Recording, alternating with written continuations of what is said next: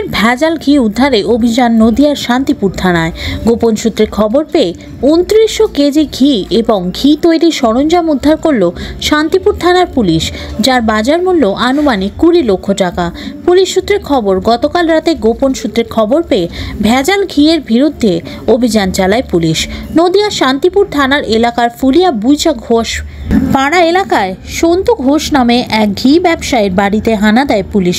সেখান থেকে 2900 কেজি ঘি এবং ঘি তৈরির সরঞ্জাম উদ্ধার করে পুলিশ। ঘটনায় 3 জনকে গ্রেফতার করা হয়েছে। তবে মূল অভিযুক্ত সন্তু ঘোষ নামে ঘি ব্যবসায়ী পলাতক। তার খোঁজে তল্লাশি শুরু করেছে পুলিশ।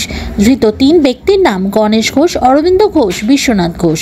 এরা প্রত্যেকেই ফুলিয়া বয়রা এলাকায় বাসিন্দা।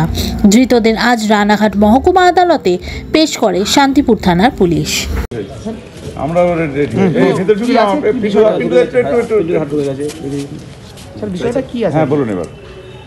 গতকাল শান্তিপুর থানার উদ্যোগে ওসি শান্তিপুর এবং তার টিম গতকাল বিকাল নাগাদ একটা বিশ্বস্ত সূত্রে খবর পায় আপনাদের শান্তিপুর ফুলিয়ার বুইচা গ্রাম, বুইচা ঘোষপাড়াতে ভেজাল ঘি তৈরির খবর তারা পায়। সেখানে ওসি শান্তিপুর এবং এখন যিনি সিআই শান্তিপুর আছেন উনি ইনচার্জ আছেন, তো টিম নিয়ে সেখানে রেড করে। সেই রেডে গিয়ে দেখা যায় ঘটনা যেটা হলো যে 2525 কেজি মতো যে ভেজাল ঘি এবং তার সঙ্গে প্রায় 400 লিটারের মতো এটাকে রিফাইন তেলই বলবো, এটা তারা সিজ করে এবং 4 জনকে সেখান থেকে অ্যারেস্ট করে। মেনলি যে ছিল ওনার আছে সন্তু ঘোষ, ওর বাড়িতেই আছে, এখন সে পালিয়ে গিয়েছে। আর বাকি 3 জনকে ধরেছে অরবিন্দ ঘোষ, বিশ্বনাথ ঘোষ, গণেশ ঘোষ। এই 3 জনকে আমরা আজকের কোর্টে ফরওয়ার্ড করব। অলরেডি এদের বিরুদ্ধে একটা স্পেসিফিক কেস হয়েছে, কেস স্টার্ট হয়ে গিয়েছে।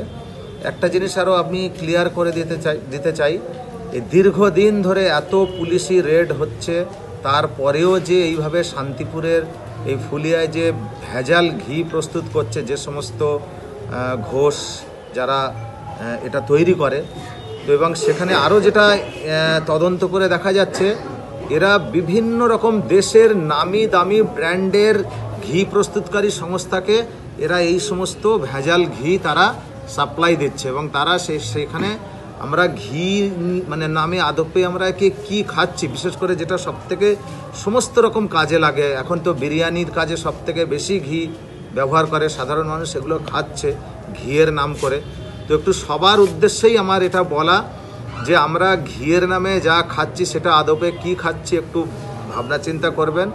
আর বিভিন্ন নামি দামি কোম্পানি এই যে ফুলিয়ার থেকে ঘি সাপ্লাই হচ্ছে, তার মান যাচাই না করে কিভাবে তারা এটা করছে, এটা বলবো একটু বিশেষভাবে যত্নশীল হলেই ভালো। কারণ যে সমস্ত নামি দামি ব্র্যান্ডের ঘি আমরা খাচ্ছি চোখ বন্ধ করে, আদপে সেই সব ঘি এই ফুলিয়ার এরাই সাপ্লাই দিচ্ছে।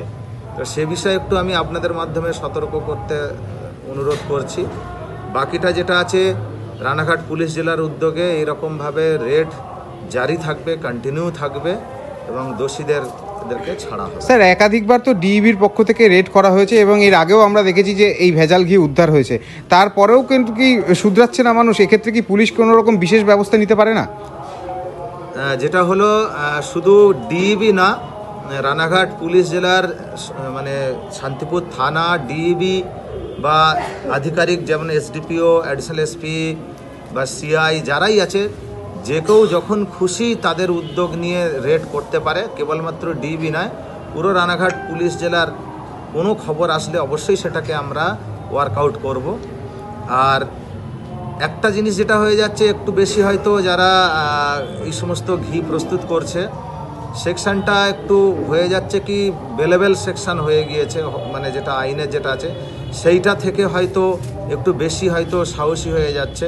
কিন্তু এর পরেও আমরা কিন্তু সেইভাবে কড়া উদ্যোগ নেব এবং সেটা মানে যাতে তারা বেল না পায় তাদেরকে সেইভাবেই আমরা, আর মেন সাপ্লাই লাইন যেটা আছে আমরা আস্তে আস্তে সেই সাপ্লাই লাইন বন্ধ করার জন্য আমরা উদ্যোগ নিচ্ছি। এই যারা ব্যবসায়ী তারা কি সব করে গভর্নমেন্ট লাইসেন্স পাবে?